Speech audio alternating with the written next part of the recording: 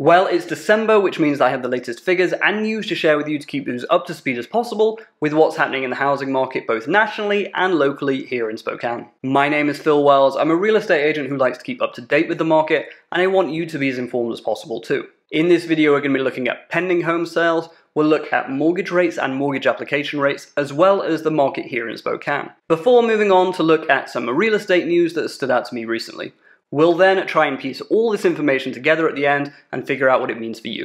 So let's get into it. Looking first at national pending home sales for existing homes. Just a note on these figures, they are the latest figures that are available, but they are from October. We obviously look at pending home sales rather than closed sales because it takes a while to actually close a transaction. So closed sales in October would represent activity back in August, September time, whereas pending home sales give us the most up-to-date impression of where the market's heading. Contract signings jumped 7.5% month over month in October, continuing the month over month fluctuations we've been seeing all year. Year over year contract signings declined 1.4%, representing the 5th consecutive month of year over year declines. I've said it before though, and I'll say it again, 2020 and 2021 are far from normal years. I still include the year over year figures in these videos just for thoroughness, and I'll leave it to you to decide what emphasis to place on these figures.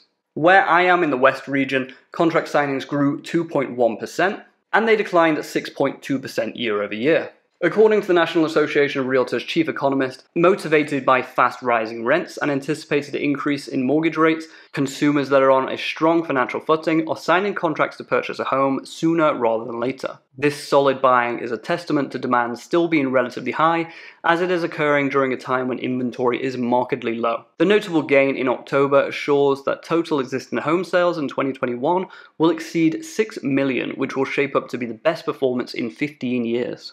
While the market is expected to remain robust, this economist forecasts home prices will rise at a gentler pace over the course of the next several months and expects demands to be milder as mortgage rates increase. The National Association of Realtors is anticipating a 2.9% median home price growth in 2022, compared to a projected 12% increase in 2021. This should not mean panic mode for the homeowners out there that are thinking about selling. Your equity isn't going anywhere. It just means that your home is going to start appreciating at closer to the historical norm of around 3%, rather than the COVID-fueled double digits that we've been seeing for the last couple of years. Let's move on quickly to look at mortgage rates. Obviously, most buyers are using a mortgage, so to keep an eye on rates gives us a really good idea of what demand is doing. People are also getting pretty nervous about rates right now, so it's a good time to shine some light on rates and see what they're actually doing. Sticking with October for a second, mortgage rates at the start of October were at 3.1%, and by the end of October, they were at 3.22%. I am able to give you up-to-date rates for mortgages, and rates today, December 8th, when I'm recording this,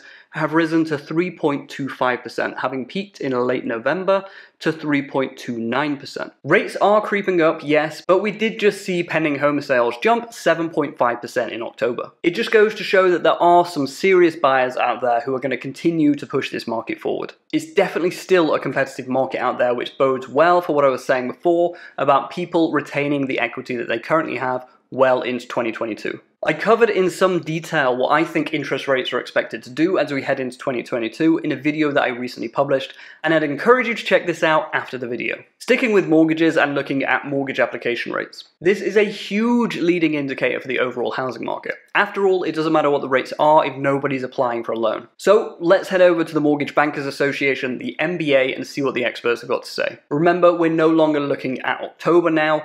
The MBA publishes figures weekly, so we're able to get a really good, up-to-date impression of what the market's doing. Mortgage rates declined for the first time in a month, prompting a pickup in refinancing. Borrowers are continuing to act on these opportunities, but if rates trend higher as the MBA is forecasting, the window of opportunity will continue to get smaller. The purchase market was slower last week, with applications falling after 4 consecutive weeks of rate increases. Activity is still close to the highest level since March 2021, which is a positive sign as the year comes to an end. Purchase activity continues to be constrained by the lack of inventory, combined with rapid rates of home price appreciation and mortgage rates higher than in 2020. I remember highlighting several months back that one of my theories for why there's low inventory is that people are choosing to refinance rather than sell. As a purely financial move, Refinancing, locking in a sub 3% rate, and using that equity and putting it in something like the stock market or maybe another property made a lot more sense than selling. Now though, as the MBA analyst was highlighting, that window of opportunity is narrowing. So maybe now in the future, those wanting to release some equity will face the crossroads of refinance or sell,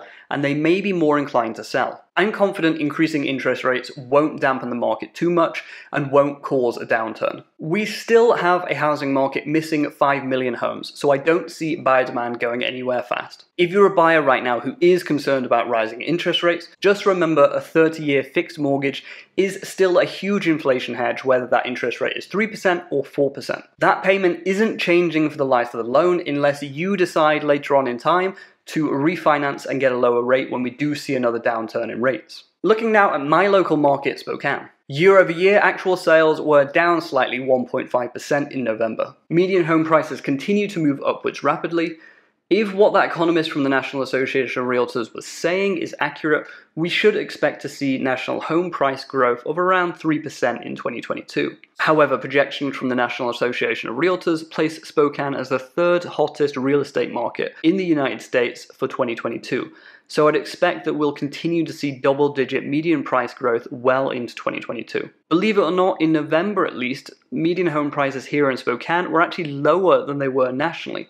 So I would expect demand to stay strong through 2022 also. It's encouraging to see that overall inventory is up 18.5% year over year, which is huge news. Seeing new listings decline is not a great sign, but it's only 2.8%, and having inventory up as much as it is more than makes up for it in terms of the number of actual homes available to buy. Overall, I think this is a positive message for everyone, buyers, sellers alike. If you're a buyer, there are more homes available right now than there was this time last year. If you're a homeowner looking to sell, the median price point shows us that you'd likely have more equity now than you did at the same point last year, meaning that when you do sell, you're likely to net a larger amount. Looking now at some real estate news that stood out to me since the last update. I'm not going to cover a lot in this section because, as you'd imagine, a lot of the news articles at the end of the year are looking at projections into 2022, and I covered a lot of this when I did my housing market in 2022 video, which I'd encourage you to check out. I did just want to highlight a couple of notable articles that show us where we are right now in December 2021. The biggest one is from Stessa this month, highlighting the fact that the average homeowner